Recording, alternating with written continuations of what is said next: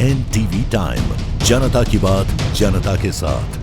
गणेश चतुर्थी का पर्व है और आज हम आपको ले चलते हैं मंदसौर के जनकपुरा में स्थित चिंताहरण गणपति के दर्शन करवाने। जी हाँ, हम बात कर रहे हैं मंदसौर के द्विमुखी चिंताहरण मंदिर। चिंताहरण का ये द्विमुखी मंगलमय स्वरूप अपने आप में अनुपम एवं आदित्य है। एक ही पाषाण पर निर्मित इतने विशाल आकार की मुद्राएं दर्शनीय हैं। तन्मयता के दर्शन करने पर भगवान गणपति अभिष्ट सिद्ध प्रतीत होते हैं। पंचसुंडी के द्विमुखी भगवान गणेश की यह प्रतिमा नाहर सैयद की पहाड़ी पर तलाई के समीप प्राप्त हुई। इस स्थान को किसी समय प्रसाजी का खेड़ा कहा जाता है, जो आज जनकपुरा बड़ा चौक के नाम से जाना जाता है। कुशल शिल्पी प्रसाजी सिलावट ने इस प्रतिमा को निर्मित किया था। धीरे धीरे काल के प्रवाह का ये खेड़ा उजड़ गया और यह स्थान वीरान हो गया। वर्षों बीत जाने के बाद 1954 अश्विन शुक्ल 8 दुर्गा अष्टमी के दिन मूलचंद स्वर्णकार को स्वप्न में ऐसा आभास हुआ कि उन्हें स्वयं गणपति जी ने आज्ञा दी कि मैं नाहर सैयद के तालाब में स्थित हूँ, मुझे यहाँ से ले जाओ। दूसरे दिन ही मूलचंद जी ने उस स्थान पर जाकर देखा तो पत्थरों में दबी हुई प्रतिमा के दर्शन हुए। उन्होंने प्रतिमा को यहाँ से ले जाने के लिए लंबी वैधानिक लड़ाई लड़ी। अंत में मुकदमे में विजय प्राप्त की। विक्रम संवत 1986 आषाढ़ सुदी 5 दिनांक 22 जून 2019 इन्हें मूर्ति अन्यंत्र ने जाकर प्रतिस्थापित करने का आदेश प्राप्त हो गया। 1986 में शासकीय विधि से इस प्रतिमा को पत्थरों के बीच से निकालकर धूमधाम से बैलगाड़ी में विराजमान कराया गया। बैलगाड़ी चलते चलते जंगपुरा आकर रुक गई, आगे बिल्कुल नहीं बढ़ी। नगर वासियों ने श्रद्धापूर्वक प्रतिमा की प्रतिष्ठापना इसी स्थान पर कर दी। तब से यह क्षेत्र गणपति चौक कहलाता है।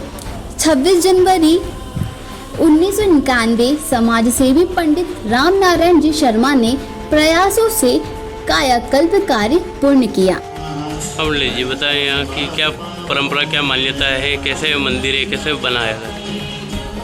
यह मंदिर कहा जाता है।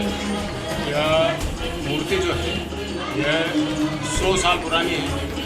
स्थापित हुए इसे 100 साल हो गए और ये मूर्ति जो है यह मिली थी नाहर सैयद तालाब से।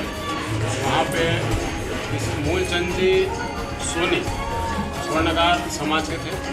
उन्हें सपना दिया भैया मैं यहाँ हूँ तो मुझे यहाँ से निकाला जाए। तो वो नाहर सैयद की जो तलाई थी वहाँ से वगैरह इत्यादि करी, तो वहाँ पर यह मूर्ति ऐसी की ऐसे ही निकली। मूर्ति में एक ही पाषाण पे वो अलग अलग स्वरूप है। उस ज़माने में गाड़ी घोड़े चलते नहीं थे, तो बैलगाड़ी में लाया गया। बैलगाड़ी जब यहाँ से निकली आगे को गुजरने, जब बैलगाड़ी निकली तो बैलगाड़ी आगे यहाँ से नहीं बढ़ी। तो यहाँ के जो नाटे लोग वरिष्ठ जन जो थे उन्होंने सोचा कि भगवान की यहीं स्थापित होने की इच्छा है, इसलिए समाज जन वगैरह इत्यादि लोग मिले और उन्होंने यहाँ पे स्थापना कर दी। तब से इस जगह का नाम पहले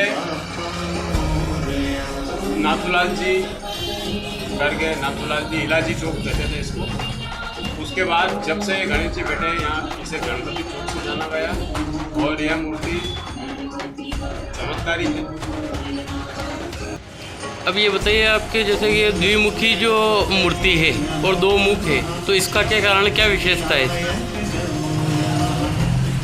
ये मूर्ति एक ही पाषाण पे है, 2 अलग अलग स्वरूप में है।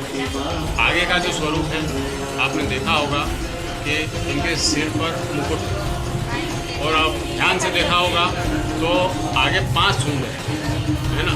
5 सूंड का मतलब है 4 तो धर्म, अर्थ, काम और मोक्ष और एक स्वाभाविक जो सूंड है, इसका यह महत्व है।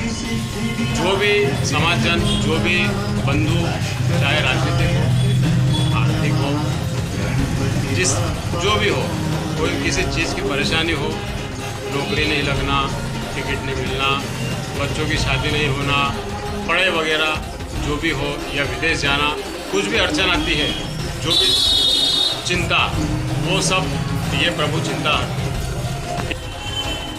पीछे का जो स्वरूप है आप देखेंगे कि उनका स्थूल शरीर है, भारी शरीर है और उन्होंने सिर पर पगड़ी धारण करी हुई है।